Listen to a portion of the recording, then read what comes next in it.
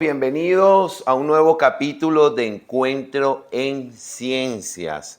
Hoy estaremos conversando con el profesor titular de la Universidad Central de Venezuela, Delfín Moronta Izarra, docente e investigador de la Facultad de Ciencias de la Universidad Central de Venezuela. Encuentro en Ciencias le da la bienvenida al profesor Moronta. Profesor, quisiéramos que para iniciar esta conversación nos hablara un poco de Delfín Moronta Izarra fuera del mundo académico, dónde se crió, dónde nació, si quiere comentar algo de su juventud, de su familia, de sus amigos, de esa época. Bueno, cómo no, con mucho gusto.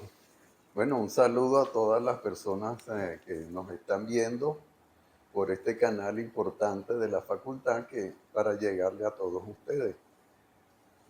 Bueno, dada mi edad, que para algunos será avanzada, para mí está bastante bien, tengo más de 80 años, pero hacer un recuento de tanto tiempo va a ser un poquito cuesta arriba, pero vamos a ver, vamos a tratar de hacer un resumen más o menos breve acerca de mis andares por estas tierras. Yo nací en Caracas, donde está ahorita la Torre Sur del Silencio, o sea, soy caraqueño de origen. Y mis padres también vienen tienen distintos orígenes. Por ejemplo, por parte de mi madre, sus padres y abuelos, etcétera, son todos vascos. Y por parte de mi padre, que es maracayero, este, hay una diversidad. Hay una india, hay un alemán, varios criollos. De manera que ese es mi background, ese es mi arranque de personas que empezaron por el campo, todos eran campesinos, y bueno, acostumbrados al trabajo duro, diario, constante y sobre todo innovador.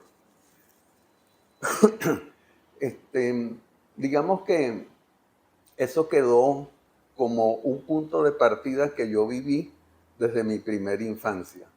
Entonces, toda la vida me acostumbré precisamente a eso, a trabajar, y también depende, los avatares de la vida los lleva a uno por distintos caminos, de manera que lo importante es también haber aprendido a innovar.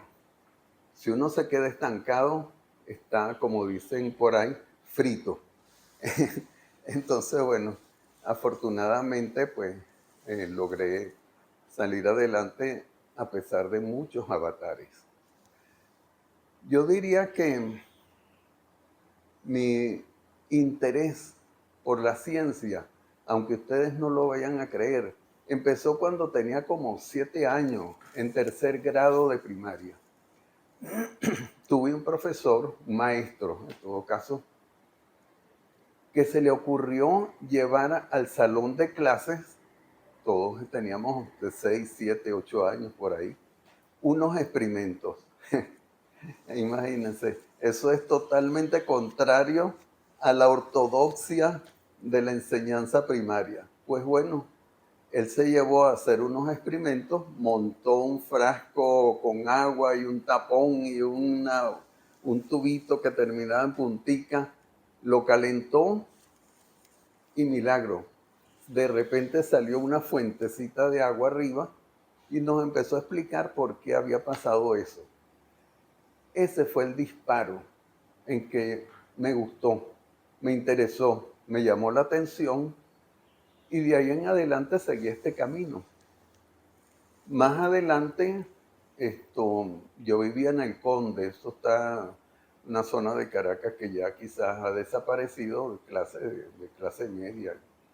Y eran unas casas muy grandes, estilo arquitectura española, donde habían un patio central y varias pequeñas habitaciones alrededor de él. Como éramos pocos en la familia, yo tomé uno de esos cuartos vacíos y ahí empecé a montar cosas que me iban regalando. tenía una amiga de la casa que era maestra. Entonces vio no sé, mis intenciones o mis habilidades, no sé qué vería. Total, me empezaron a regalar juegos de química, libritos muy elementales de química o de experimentos, y yo empecé a hacerlos por mi cuenta.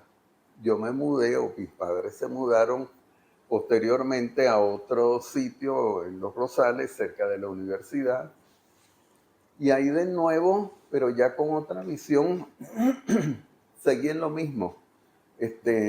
Cuando yo monté prácticamente un laboratorio con cosas que fui recogiendo, frascos vacíos, cajas, mangueras, etcétera, pues siempre tuve cierta habilidad manual, afortunadamente. Yo tenía mi pequeño laboratorio cuando empecé el bachillerato. Total, cuando tocaron las materias de cuarto, quinto año, donde habían ya estudios de física y química y en laboratorio, pues mira, muchas de esas prácticas ya yo las había hecho por mi cuenta. O sea, ese es algo que salió de mí.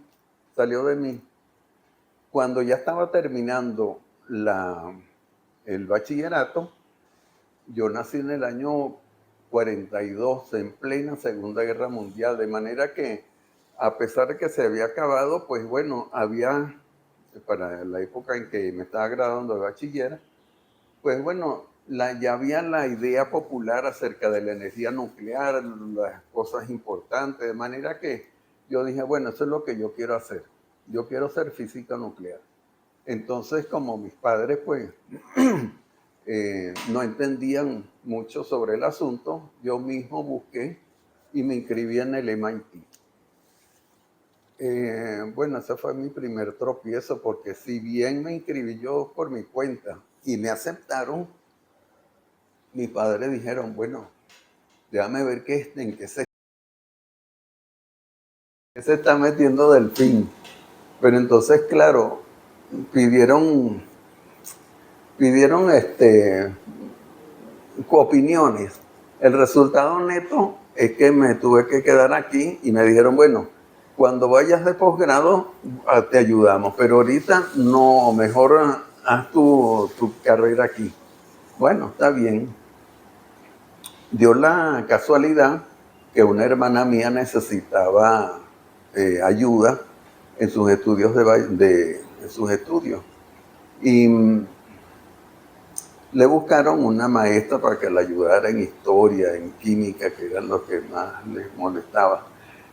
Afortunadamente, el esposo de esta maestra era un profesor de aquí de la universidad y estaba trabajando en ingeniería. Y entonces nos dijo en la casa, miren, donde yo trabajo hay una escuela de física que está comenzando. Yo soy profesor ahí. Entonces yo dije, bueno, está bien, eso es lo que yo quiero hacer. Entonces vine, me inscribí en la Universidad Central y fui a ese lugar de ingeniería donde se supone que estaba la escuela de física. Yo entré por el pasillo, me acuerdo mucho, ¿no? Todavía, del pasillo central de ese edificio donde ahora es física aplicada de la Facultad de Ingeniería. Vi un letrero que decía dirección, creo que decía, y entré. Y había una secretaria que, por cierto, me recuerdo su nombre, se llamaba Sofía. Sentada en un escritorio y eso era lo único que había en ese salón. Entonces yo le dije, me pregunta, ¿qué quieren? Bueno, inscribirme en la escuela de física. ¿Y cómo se llama? Delfín Morón. ¿Cuál es la cédula? Ta. Bueno, véngase el lunes. Bueno, pero ¿cómo hago para inscribir? No, ya está inscrito. Un momento ahí, profesor. Esa anécdota es importante.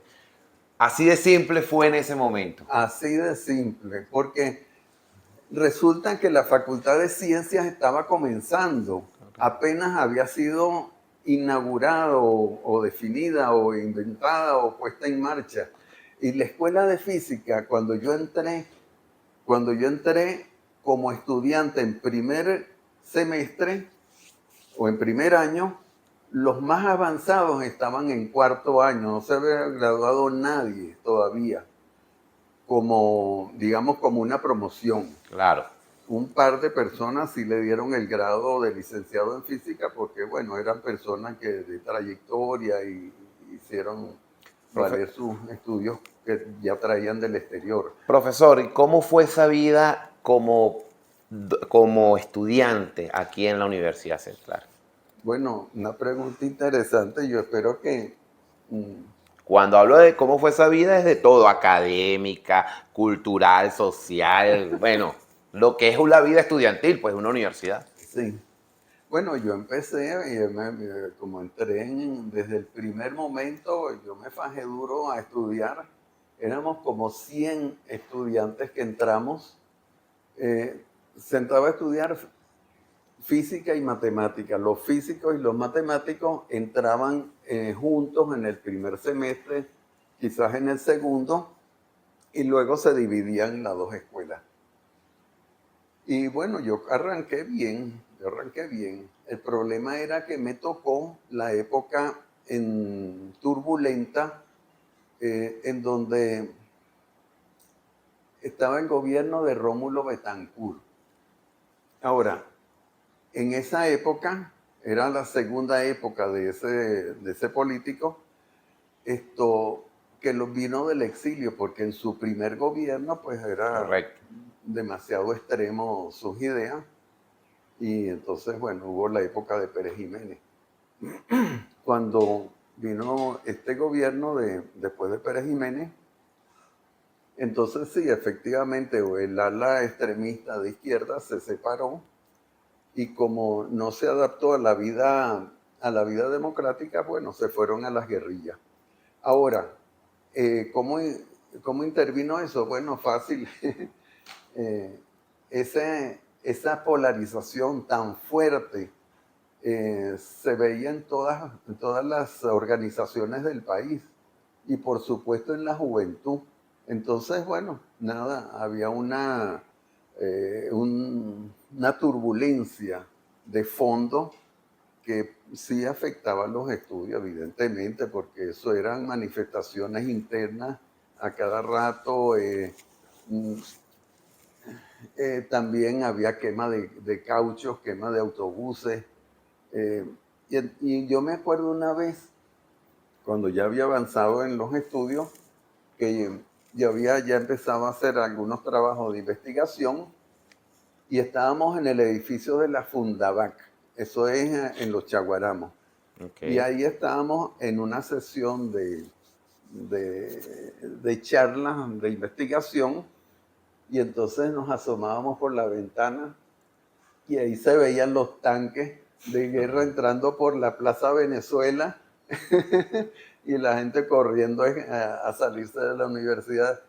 Eso fue una de las tantas veces que perdimos, bueno, un mes, 3 meses, hasta un semestre prácticamente se perdió de tiempo. Por lo tanto, bueno, estudiar durante los 5 años era muy difícil, ¿no? A menos que uno fuera teórico. Fue experimentalista, porque, bueno, como dije antes, nací con cierta habilidad manual.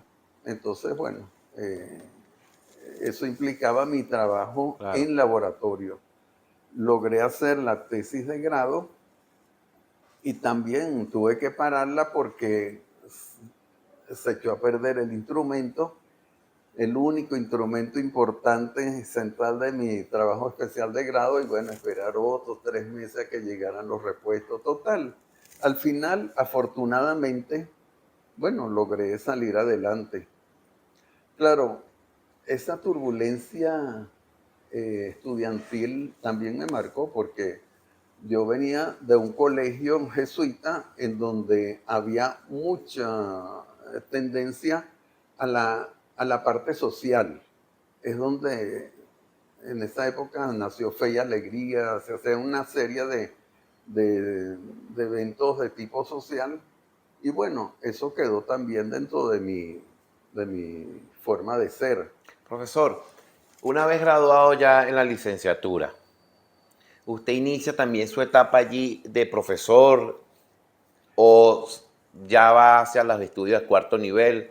¿Qué sucede en ese Bueno, transcurso? yo sí quería, cuando terminé la licenciatura, yo sí quería quedarme como profesor como estaban los que se graduaron en mi época. De esos 100 que entramos, nos graduamos 5 Imagínese. y 4 de ellos entraron.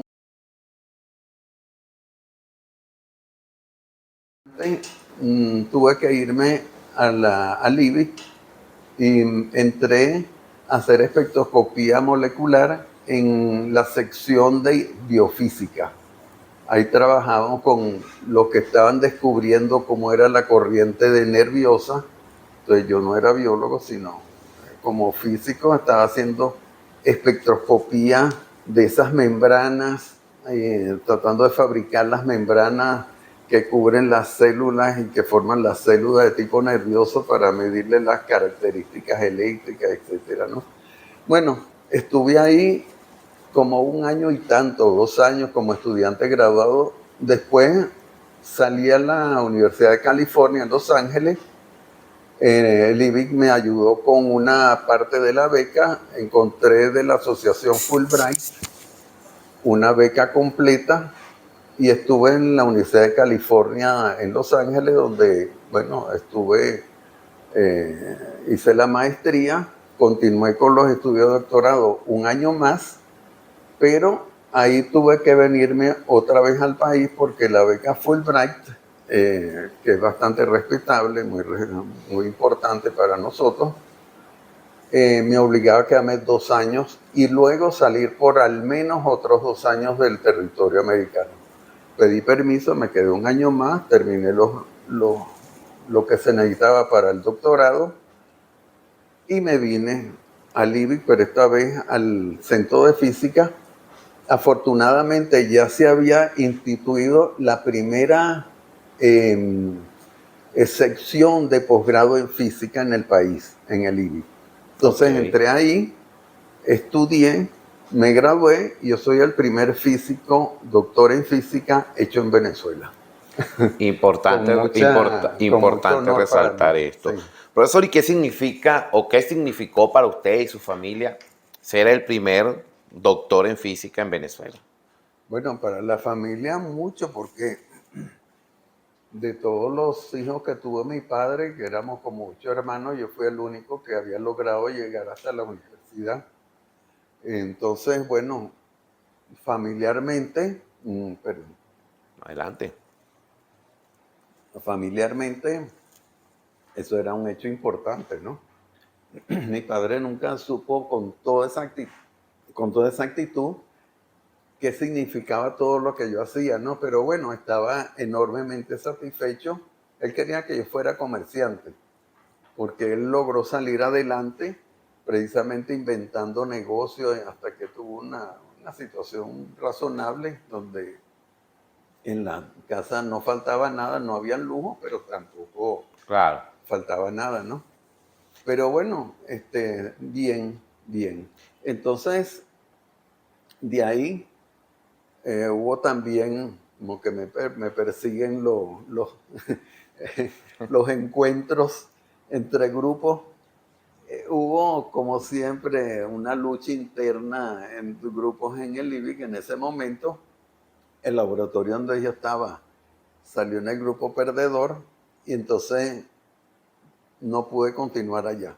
Yo quería quedarme como investigador en el IBIC, pero bueno, afortunadamente en esa época se abrió una rendija nueva en la universidad porque durante ese tiempo en que yo no estuve en la Universidad Central hubieron muchos cambios internos, muchas renovaciones, incluso una de las renovaciones se llamó así, la renovación académica. Ok. Entonces cambiaron las cosas y me llamaron, con todo gusto vine, y porque tenía la posibilidad de irme a la Simón Bolívar. Yo era muy amigo del rector de la Simón Bolívar, que era un filósofo, porque como dije antes, a mí la parte humana siempre me llamó la atención. Entonces yo hice las dos carreras.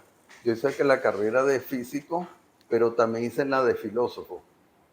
Entonces, él era uno de mis profesores de filosofía. Con él estudié a Heidegger, por ejemplo. y me llamaba, pero yo decía, oye, pero yo no quiero trabajo administrativo, yo quiero es ser investigador con mi laboratorio. Correcto. Entonces, bueno, acepté venir aquí a la universidad, me dieron este espacio donde ustedes detrás de mí pueden ver, y aquí hice carrera. Trabajé mucho con la gente de la escuela de química, sobre todo del área de catálisis. Trabajamos mucho y se produjo bastante material de publicaciones, congresos, de todo. Y por otra parte, yo seguía también otra línea de trabajos de física muy básica. Y de ahí salieron todos mis trabajos de ascenso, salieron de esas investigaciones aparte que yo hacía. ¿Y por qué lo hice así? Bueno, porque cuando uno trabaja en cosas muy nuevas, que es lo que a mí me gusta hacer, yo soy medio, bueno, me gusta mucho entrar y buscar cosas nuevas, La curiosidad del curiosidad, científico. sí, sí. Y yo hice muchas excursiones, yo fui a la selva varias veces, bueno, y en investigación lo mismo, me gustaba ir a donde me llamaba la atención, donde no era cosa de que estaba de moda, ¿sí? Y así pude hacer esos trabajos distintos, pero que llevan mucho tiempo. Pero como a uno lo están midiendo por la cantidad de artículos que uno produce y congresos a donde uno va, entonces para eso tenía la otra área de química, en donde ahí produje bastante material, y de estos otros no produje tanto material, pero sí muchas satisfacciones. Correcto. Entonces, eh, he seguido así. Últimamente, claro, de nuevo, dadas las situaciones que nos ha tocado, pues bueno, la gente que teníamos del grupo de investigación se fueron del país, después vino la pandemia, de manera que yo dije, bueno, voy a tener que cambiar de nuevo. Bueno, cambiemos. Entonces me puse a escribir libros. He estado sacando prácticamente un libro al año sobre distintos temas, sobre temas filosóficos, sobre temas aplicados, sobre cuestiones de física práctica, pero para todo público. Esos libros los estoy enfocando más bien hacia el área del público en general. Ok. El último de ellos, de cuestiones de tipo humanista, es uno que se llama Cómo ser feliz, que es un estudio de la felicidad desde distintos puntos de vista para llegar a algún tipo de conclusión. Profesor, es interesante ver cómo a través de su vida académica y personal pudo combinar la filosofía con la ciencia. No es algo común, evidentemente. Y allí queríamos, desde mi curiosidad, que estoy seguro que el equipo de Encuentro en Ciencia también la tiene, que nos hablara un poco de eso. No sé si es una pregunta o es una reflexión, pero sí me gustaría que nos explicara un poco cómo combinar la filosofía con la ciencia y Sí, sobre todo cómo sería la filosofía de la ciencia. claro. Durante mi carrera como investigador y profesor aquí en la universidad, una de las tareas que me dieron fue montar una opción para los físicos que era la opción docente. En esa opción docente había una materia que se llamaba Historia de la Física. Entonces, esto no había quien la diera, precisamente por ese problema que es cómo, cómo coordinar la mentalidad de un físico con la evolución del pensamiento en esa área, ¿no? Entonces, bueno, como tenía cierto eh, mm, base sobre el asunto, pues yo di esa materia. Le he estado dando la- unos 35, como 40 años, pero es precisamente lo que estás preguntando, es tu reflexión, porque ahí, es- en mi especialidad en filosofía, yo hice el posgrado en filosofía también, fue filosofía de la ciencia. Y fue un enfoque muy moderno de tipo lingüístico. Entonces, ese es el que me pareció que era el que podía aceptar el científico, porque esa forma de hacer filosofía de la ciencia que yo estudié se basa precisamente en cómo evolucionar la física como un ejemplo, para después generalizarlo a toda la ciencia. Entonces, eso lo introduje dentro de la primera parte de ese curso y ha sido fructífero. Ahorita estoy preparando un segundo libro sobre ese tema. Yo hice un primero dedicado a los estudiantes, me lo financió el rectorado de la Universidad Central. Estoy preparando una segunda edición mejor, quitándole los pelones que tuve en aquella. Y bueno, pero es eso, es eso. Es muy difícil. Yo fui tutor de una tesis de filosofía de la ciencia de una colega física que hizo su maestría y salimos bien parados y ella fue a hacer su doctorado, se acaba de graduar de doctora en filosofía de la ciencia en España, esto, pero se fue por otro lado después, porque es difícil porque hay enfoques filosóficos de escuelas filosóficas y dentro de ese enfoque, dentro de esos enfoques, los filósofos piensan un poco como los matemáticos. ¿Y cómo piensan los matemáticos? Bueno, en términos de que de verdad existen los infinitos, de que hay varias cosas que deben de cumplirse siempre y eternamente.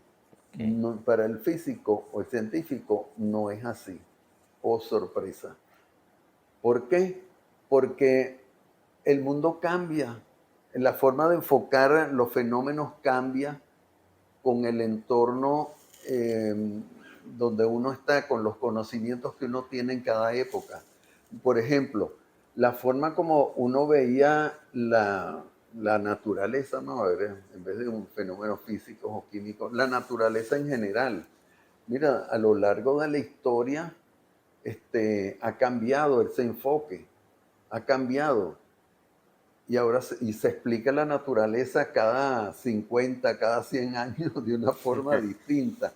Y esa es la forma como el científico está acostumbrado. En cambio, el filósofo piensa en términos más rígidos como el de los filósofos. Todo tiene que ser igual siempre. Pero el problema es que el mundo cambia. El mundo cambia. Entonces, bueno, ahí está una diatriba muy interesante. Por eso yo seguí esta rama de la filosofía de la ciencia, mientras que otros se han ido con la escuela, que son cosas muy interesantes, ¿no? Por ejemplo, fenomenología de tipo Husserl. Está bien, pero eso es como, no sé, desde mi punto de vista, como hacer un palacio en las nubes, en donde uno lo visita, todo eso, todo está buenísimo, pero cada vez se aleja más de este mundo tangible. Profesor, entendiendo un poco la reflexión, evidentemente resaltando su experiencia en el área y sobre todo en esas dos áreas, una más científica, otra la parte más humanística. Sin embargo, hay un dato interesante que veo en su resumen, quisiera que nos hablara un poco de eso ya para ir concluyendo, Ajá, que es que usted es miembro fundador de la Sociedad de Física de Venezuela. sí. O sea, hablarnos un poco cómo se creó esa sociedad, cómo fue ese momento. Sí, con el tiempo, a medida que crecía el número de investigadores en un área determinada, se ve en todas las áreas. Entonces, claro, los investigadores de cada área, por ejemplo, los químicos, los médicos, los, los físicos, los matemáticos, quieren tener como, es algo muy natural, como una especie de sitio que los agrupe, una especie de club.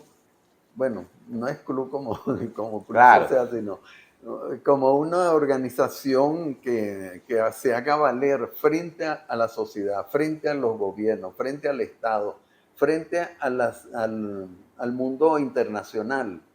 Entonces, claro, uno establece esas organizaciones y bueno, al principio somos pocos, ¿no? Entonces, un grupo decidimos hacer esa organización donde nosotros nos podamos también proteger desde el punto de vista eh, de los salarios, etcétera, ¿no? Y tener una cierta base legal para uno hacer algunas cosas, ¿no? Expandirse, buscar financiamientos de ser posible para los trabajos que uno hace, etcétera. Entonces, así se creó esa sociedad de física y bueno, ah, los, los que lo iniciamos fuimos los que se llaman así los fundadores de la Sociedad Venezolana de Física, que con el tiempo creció en número de, de miembros unas 5 veces o 6 veces. Entonces éramos bastante, podíamos organizar eventos Correcto. nacionales en distintas partes del país, ayudábamos a los eventos internacionales. Tuvimos una buena participación de la vida social dentro de la ciencia venezolana.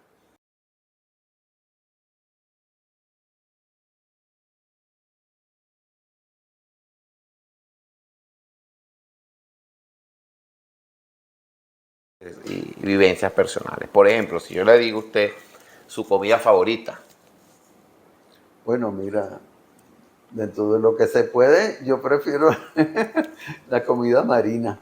ok, Todo lo que sea marisco, pescados pescado, y mariscos, sí. perfecto. Cada vez que voy a la playa, lo primero que busco es un plato de guacuco, por ejemplo. Ok. Profesor, un lugar de Caracas que no sea la universidad. Sí, bueno, es un poquito difícil, ¿no? Porque la ciudad ha cambiado tanto y se ha vuelto incluso un poquito difícil en la vida en ciertas zonas. Mira, yo me quedaría en la parte donde al finalmente estoy viviendo, que es hacia la zona de la California, de Macaracuá y por ahí para vivir. Ahí tenemos algunos parques cerca donde uno puede caminar, el Parque del Este. Yo fui muchas veces al Parque del Este a hacer ejercicio, siempre he hecho ejercicio. Perfecto, profesor. Un libro que no sea de física ni de filosofía. Bueno, mira, eh, uno de los libros que siempre me llamó la atención fue Por quien doblan las campanas, de Hemingway. Parece raro, pero es un libro muy interesante que Hemingway casi vivió, estuvo en la época en que estaba en primer plano los finales de la Guerra Española, etcétera, ¿no? Pero es su forma de narrar todos los personajes, todo lo que sucedía. Yo lo he leído como 3 veces. Y con el tiempo yo también me dediqué a la escritura y hice un diplomado en escritura contemporánea y traté de ver en algunas, cuando escribo alguna novela, siempre tengo alguna de las técnicas, no es que me esté copiando, sino uso alguna de las técnicas de la época y de las que usó Hemingway. Ah, fíjense. Profesor, música. Bueno, siempre me gustó la música toda la vida. Incluso cuando yo era pequeño me gustaba tocar un instrumento que me regaló un tío mío, una especie de órgano raro ahí con una electrónica muy elemental. Con el tiempo, en bachillerato, yo quería tocar era órgano, porque ese es el tipo de música muy completa que siempre me gustó. Pero bueno, no se pudo, entonces me compraron un acordeón, con él empecé a tocar piezas y empecé hasta a componer algunas piezas, ¿no? Pero siempre me gustó la música clásica, digamos, tipo Mozart, Beethoven, Bach.